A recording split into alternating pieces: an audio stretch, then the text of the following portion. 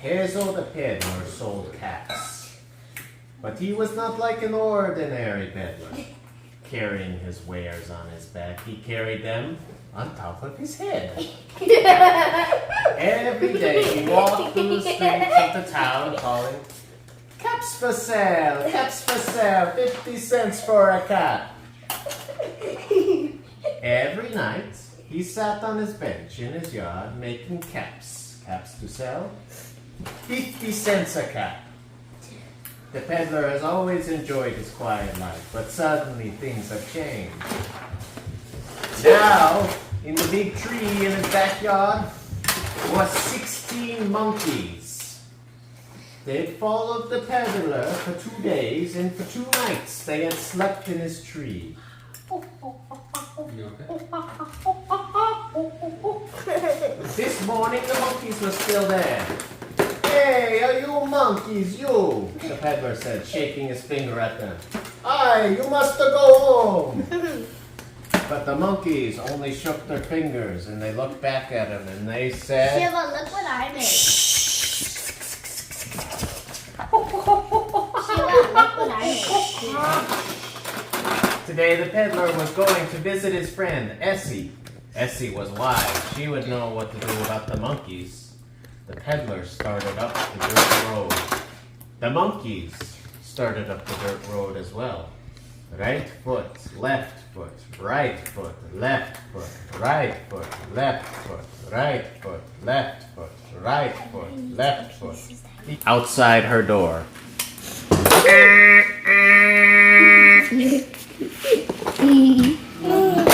"Oh, greetings, my friend," Essie said as the peddler hurried past. "It's no time for greetings," the peddler wailed. "I'm in trouble. I need help. I'm being followed by 16 monkeys who will not go home." Sounds like Italian. That's what I thought he would sound like. Essie was an artist. Pointing to the chair with her paintbrush, she said calmly, "Oh, just sit down and tell me what's happening." Essie painted while she listened. As the peddler recounted his story, his temper rose again. "I had told them to go home. The monkeys must go home," he shouted and he stamped his feet. Essie's cat, Scaramouche, sprang to the top of the chest of drawers, hissing. How does a cat hiss? No, that's a snake. Oh.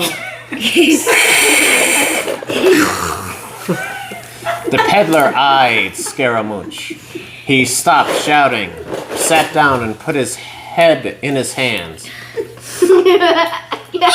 "Sometimes we decide something's no good before we have given it a chance," Essie said. The peddler replied, "I don't understand. What are you talking about, crazy lady?"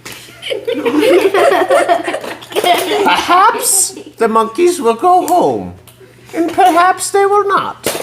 Are they doing anything wrong?" "No," admitted the peddler. "Sometimes what we don't want is exactly what we need. And sometimes what we need is 16 monkeys following us everywhere." No!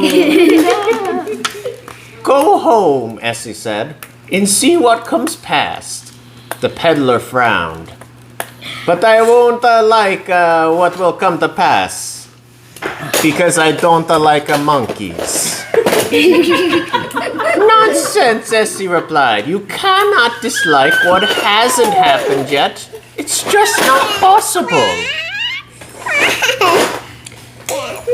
Now, Shiva, what do you think about Essie's argument? Can you poke holes in her rhetoric? No! I think particularly her failure to abide to Aristotelian standards of logic has basically doomed her argument. But we'll leave the topic of logic to the next book. The peddler What did you do? left Essie's house. Listen.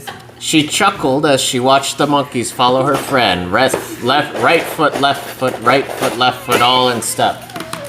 That night, after work, the peddler sat in his backyard making caps. The monkeys were busy too. Some were scratching their bellies. Some were combing their hair. Some were eating their supper. The same thing. And all of them were looking at him. The peddler threaded a needle. Then he reached for a piece of cloth, and he pulled the needle through the cloth, in and out and around. He skillfully made a cap. The peddler placed the cap in the trunk by his bench. Then he looked up at the monkeys.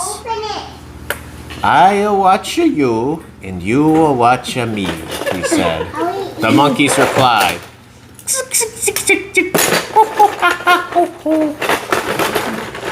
Suddenly, the peddler's phone rang. "Hello? What, you have a news for me? And the news is a sad news. What's the sad news?" A friend from another town was sick. The peddler said he would come right away. "Oh my," he said, "I have enough money to travel and help, but no time to make caps to sell tomorrow. I hope I'm not gone too long." And the peddler left. The monkeys waited for him to return to make the caps. And the moon came up. No peddler. And the sun came up. No peddler. And the moon came up. No peddler. And the sun came up again. Still no peddler.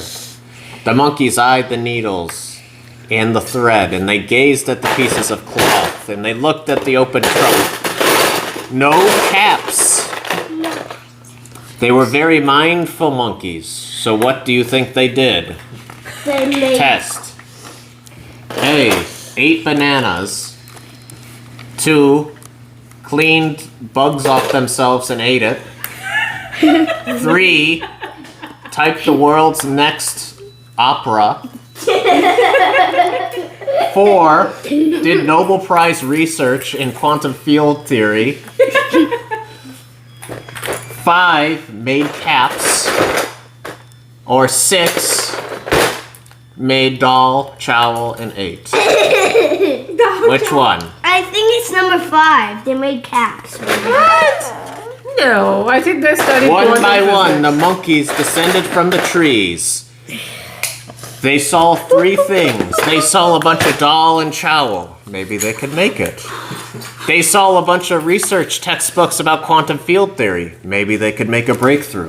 But most of all, they saw the caps. And they remembered how the peddler pulled the thread through the needles. Some monkeys of course they're gonna make the caps. pulled thread through the needles. They remember how the peddler pulled the needles through the cloth. Some monkeys pulled the needles through the cloth. And they remembered how the needles went in and out and in and out and out and around and in and out and out and around. And soon the trunk began to fill with caps. Gray caps, brown caps, blue caps, red caps. When they had sewn every piece of cloth, the monkeys climbed up slowly into the tree. And they were very tired and they quickly fell asleep. Late that night, the peddler came home, and he was very tired too. But his friend was much better, and that was what was most important. The peddler was worried. He had no money left, and it was too late to make caps to sell tomorrow. He went outside to sit and think. And what do you think he saw? A, did he see the Great Pyramids of Giza? B, caps. C, monkeys. D, Taj Mahal. What do you think it is? D. Taj Taj Mahal? Mahal? No.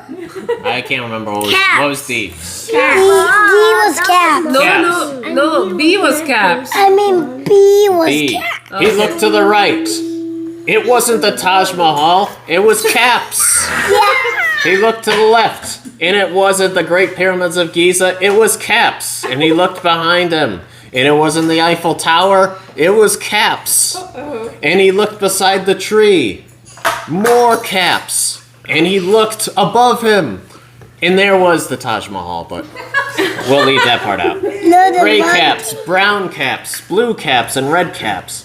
I don't remember making these caps, the peddler thought to himself. I must have forgotten, but surely I did not make so many. The peddler looked in the tree. The monkeys seemed exhausted. They drooped over the branches like old clothes. Some were even snoring. The peddler scratched his head and wondered. He looked up again. A piece of red thread was hanging from the monkey's foot. He said to himself as he began to pick up the caps. Next morning, when the peddler left for work, the monkeys did not follow him. And he began calling, "Here, caps for sale, 50 cents a cap." And he felt very alone, and he wondered why. He thought about the big pile of caps that he found last night. He thought about the snoring monkeys still asleep in his tree. Snoring monkeys. Caps. Snoring monkeys. Caps. What do you think happened? I already Snoring know what monkeys. happened. Caps. I don't know. He thought and he thought some more. Suddenly, Essie's wise words were back in the peddler's mind. Sometimes what we don't want is exactly what we need. And now he knew what she was trying to tell him. 4 children approached the peddler.